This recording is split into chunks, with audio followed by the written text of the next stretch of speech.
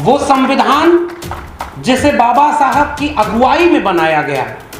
हालांकि ट्विटर पर यह भी चलता है कि बाबा साहब ने थोड़ा ही संविधान बनाया है, जबकि हकीकत यह है कि जितने लोग उस संविधान सभा की समितियों में थे, कोई गुजर गया, कोई विदेश चला गया, उनकी क्षतिपूर्ति नहीं हुई।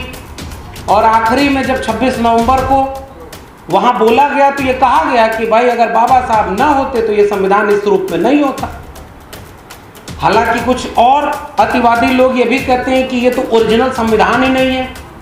मेरे पास एक फ़ोन आया, उन्होंने कहा ये जो आप लोग चीख चीख के कहते हो कि भारत का संविधान खतरे में से बचाना है, वो तो संविधान ही झूठा है, गलत है, बेकार है। ओरिजिनल संविधान तो स्टेट एंड माइनॉरिटी में बाबा साहब ने लिखा हुआ है।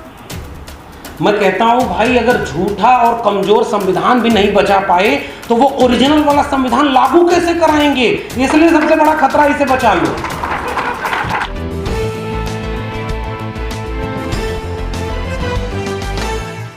बहुत बहुत धन्यवाद संचालक महोदय।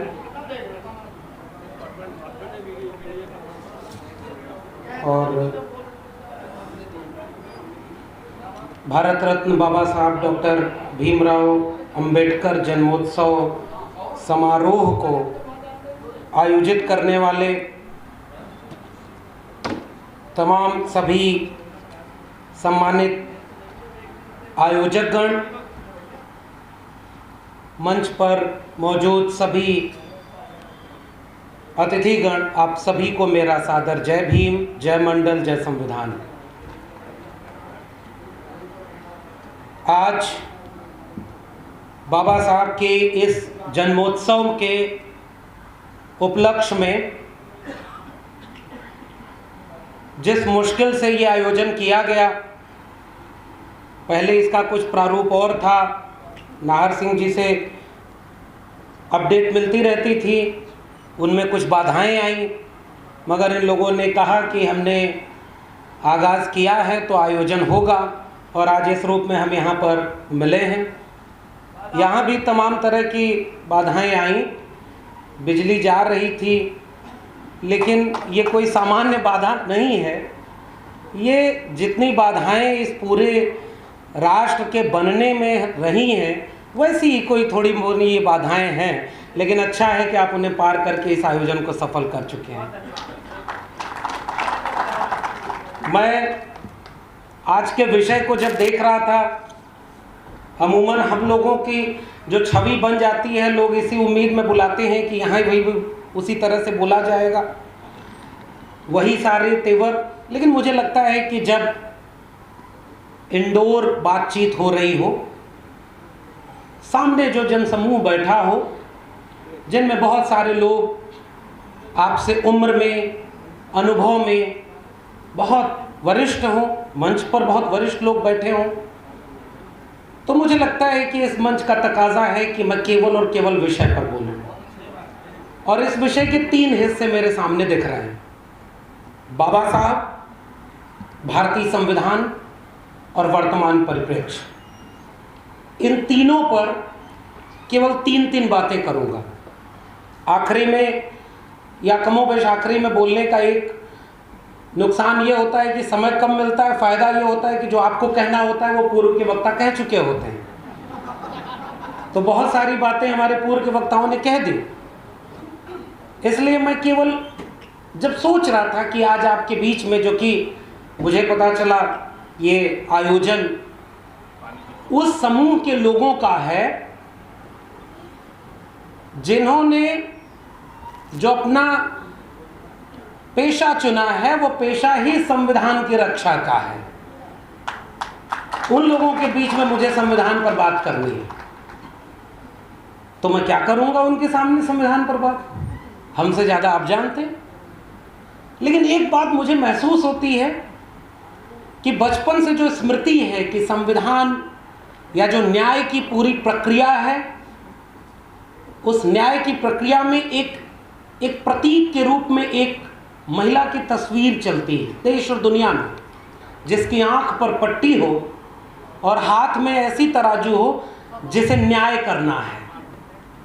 यानी देखना नहीं है कि इसके लिए आप न्याय कर रहे हैं, आप निष्पक्ष होकर, तटस्थ होकर के न्याय करेंगे। मैं खुले आंखों से एक ऐसा ख्वाब देख रहा हूं कि उस महिला की बंद आंखों के सामने जो तराजू लटकी हुई है, उसके सामने एक बुलडोजर खड़ा है।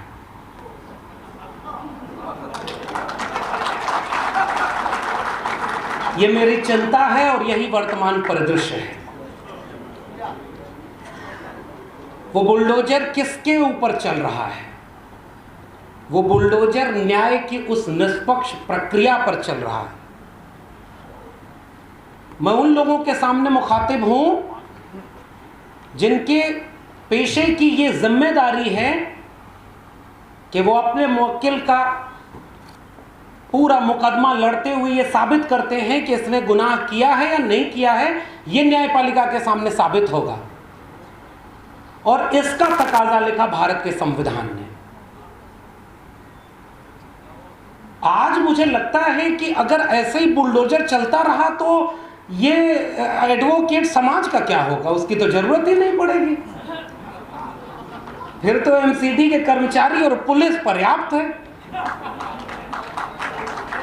मुझे लग रहा है कि वर्तमान परिदृश्य का सबसे बड़ा खतरा यह है।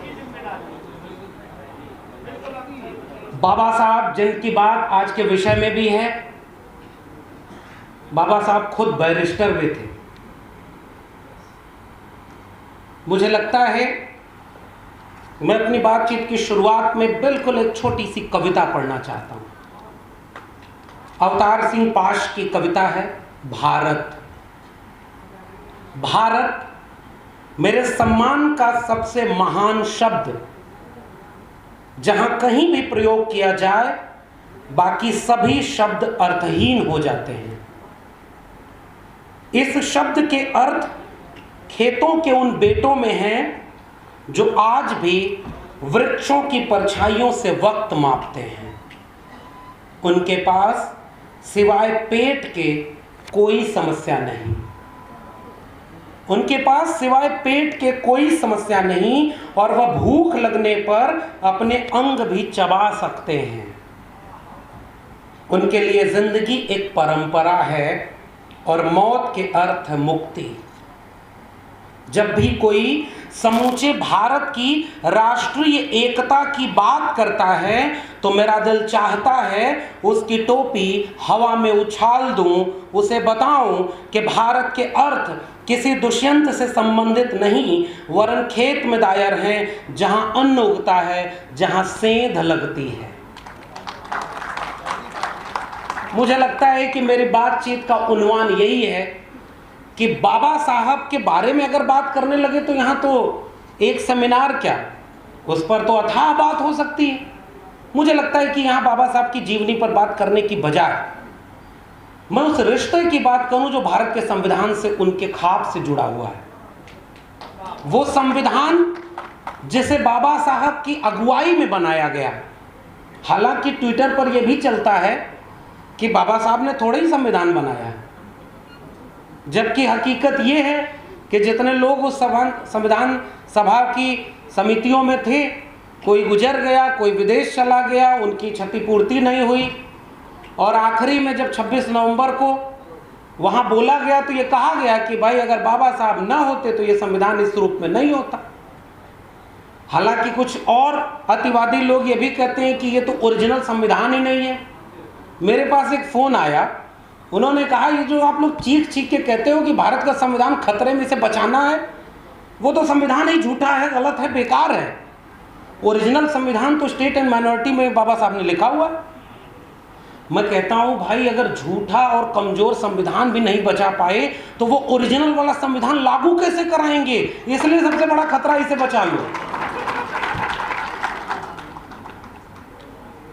जैसा है उससे बेहतर चाहिए और इस दुनिया को एक मेहतर चाहिए। ये कविता हिंदी साहित्य में भी लिखी गई है। मेहतर के पेशे को बना दिया गया कि वो सबसे निम्न कोटि का है। मेरे लिए जब राष्ट्र का शब्द आता है, राष्ट्र मतलब क्या, जब मैं सोचता हूं तो राष्ट्र की परिभाषा ही शुरू होती है मेरे लिए भारत के संविधान से। उसके पहले के राष्ट्र को कोई राष्ट्र नहीं मान सकता। क्योंकि वो राष्ट्र था ही नहीं। राष्ट्र बनता है वहां के बाशिंदों से, एक भूगोल पर चंद लकीरें खींच देने से कोई राष्ट्र नहीं बनता, वरना राष्ट्र बनते और टूटते नहीं रहते। और पड़ोस का राष्ट्र जो धर्म के नाम पर अलग हुआ, वो भाषा के नाम पर टूटता गया। लकीरें राष्ट्र नहीं होती। मेरा मानना है कि वहां के रहने वाले लोगों से राष्ट्र बनता है। इसलिए जब इस मंच पर खड़े होकर डॉक्टर जितेंद्र मीणा आदिवासियों का सवाल उठा रहे थे, तो वो भारत के संविधान और भारतीयता यानी राष्ट्र के नाम पर हम कहां खड़े हैं, ये उसका सवाल था। इस मंच पर अगर एक माइनॉरिटी तबके से एक अतिथि बैठे हुए हैं, तो इस राष्ट्र में जो जिम्मेदारी सौंपी गई थी भारत के संविधान ने इस देश के बाशिंदों पर, उसका सवाल है कि आज वो कहां खड़े हैं।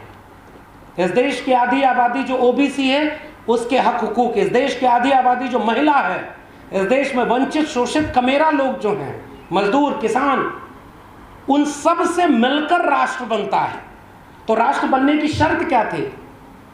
साझा सुख और साझा दुख, वो मिलकर एक राष्ट्र बनाते हैं।